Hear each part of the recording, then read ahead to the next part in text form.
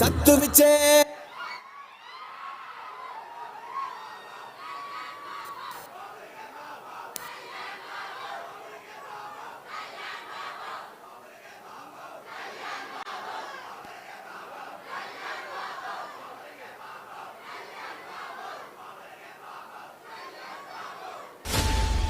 పిడుగులకి ఏమాత్రం చలించ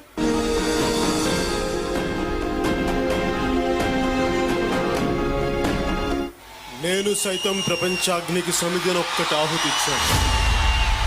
నేను సైతం విశ్వవృష్టికి అశ్రువునొకటి ధారపోశాను.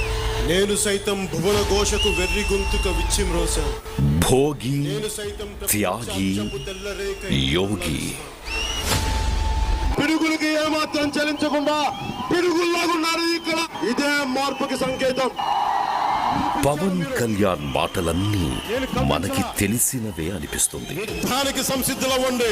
ఆయన విసుగురాదు. మన వేదనను మనమే వింటున్నట్టుంటుంది. మన ఆవేశాన్ని మనమే చూస్తున్నట్టుంటుంది.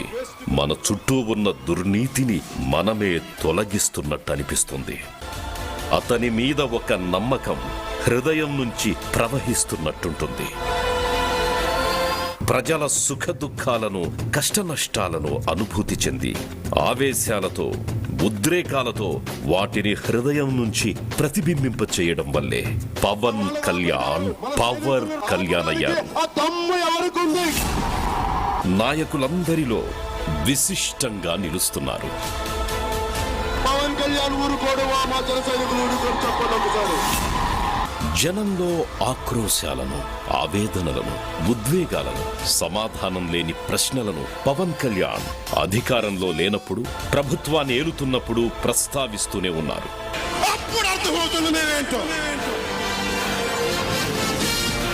ఈ ఐడెంటిటీ ముందు ఆయన ఉప ముఖ్యమంత్రి హోదా చాలా చిన్నది. పవన్ కళ్యాణ్ అనే నేను ఆయన పేరు వినగానే లక్షల గొంతులు నినదిస్తాయి. ఆయన కనిపిస్తే చాలు జనసంద్రం ఉప్పొంగుతుంది. లోకానికి ఆయన పవర్ స్టార్, జనసేనాని, ఉప ముఖ్యమంత్రి.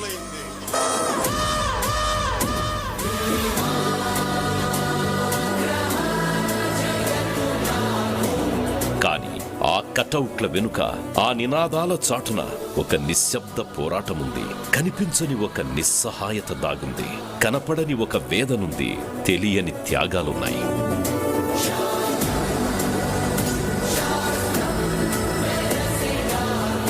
ఇది ఒక రాజకీయ నాయకుడి కథ కాదు.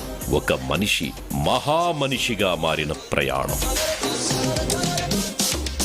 ఒకప్పుడు ఆయన ఒక మామూలు కుర్రాడు. ప్రాణ సమానుడైన అన్నయ్య చిరంజీవిని కొందరు విమర్శిస్తుంటే ఎదురు తిరిగి మాట్లాడలేని, ఏమీ చెయ్యలేని అసహాయుడు. ఆ నిస్సహాయత ఆయన గుండెల్లో కసిని రగిల్చింది.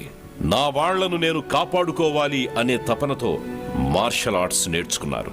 అన్నయ్య కోసం అప్పుడు పుట్టిన ఆ రక్షణ బాధ్యత నేడు లక్షలాది మంది నిస్సహాయుల కోసం జనసేనై భరోసాగా నిలబడింది.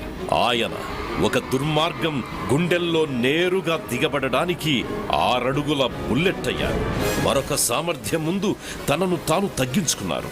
ఈ శక్తి సామర్థ్యాలు అన్ని విధాల పాతాళంలోకి కూరుకుపోతున్న రాష్ట్రాన్ని లేవనెత్తి నిలబెడుతున్నాయి.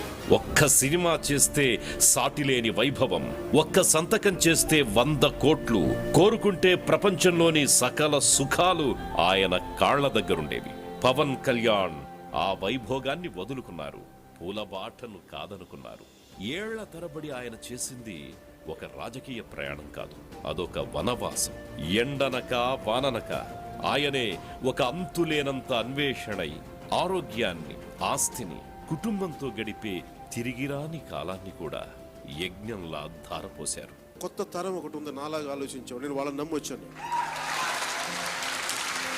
నేను అన్నీ కోల్పోయాను, కానీ నన్ను నమ్మిన జనాన్ని మాత్రం వదులుకోలేను అని ఏదో సందర్భంలో ఆయన అన్నప్పుడు ఆ గొంతులో వినిపించిన జీర ఆయన పడిన వేదనకు సాక్ష్యం. అధికారం కోసం అడ్డదారులు తొక్కే కాలంలో ఆయనొక యోగిలా నిలబడ్డారు. వందల పుస్తకాలను చదివి జ్ఞానాన్ని ఆయుధంగా మలుచుకున్నారు. ఆయన ఆలోచనలు ఎన్నికల మేనిఫెస్టోలు కావు, అవి మానవత్వపు విలువ. భారతదేశంలో 100కి 100% కొట్టామంట జనసేన. ఆయన యువతకు ఆధునిక మహాభారతాన్ని అందిస్తూ నన్ను ప్రశ్నించండి, నన్ను నిలదీయండి అని చెప్పే దమ్మున్న నాయకుడు. ఆయన తనను తాను శల్య పరీక్ష చేసుకుంటూ నిత్యం మదనపడే సామాజిక మహాతాత్వికుడు. ఆయన వరదల్లో మునిగిన ప్రజలను చూసి చెలించిపోయారు. కేవలం విరాళమిచ్చి చేతులు దులుపుకోలేదు. ఆ సహాయం నేరుగా ఆకలితో ఉన్నవాడి కంచంలోకి చేరాలి అని తపన పడ్డారు. మధ్యవర్తులు లేకుండా నేరుగా 400 పంచాయతీలకు డబ్బు పంపించారు. అది ఆర్థిక సహాయం కాదు, నేనున్నాను అని బాధితుల భుజం మీద చెయ్యి వేసిన భరోసా.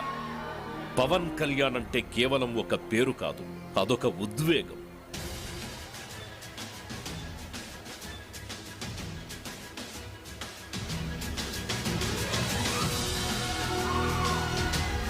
కోట్లు సంపాదించే శక్తున్న జనం కోసం రోడ్డు మీద నిలబడ్డ త్యాగధనుడు. అధికారం చేతికొచ్చిన సామాన్యుడిలా ఆలోచించే మానవతావాది. కష్టాలలో ఉన్న ప్రజలకి కన్నీళ్లు తుడిచే పార్టీ జనసేన.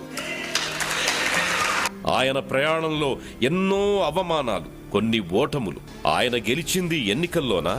కాదు, లక్షలాది ప్రజల గుండెల్లో.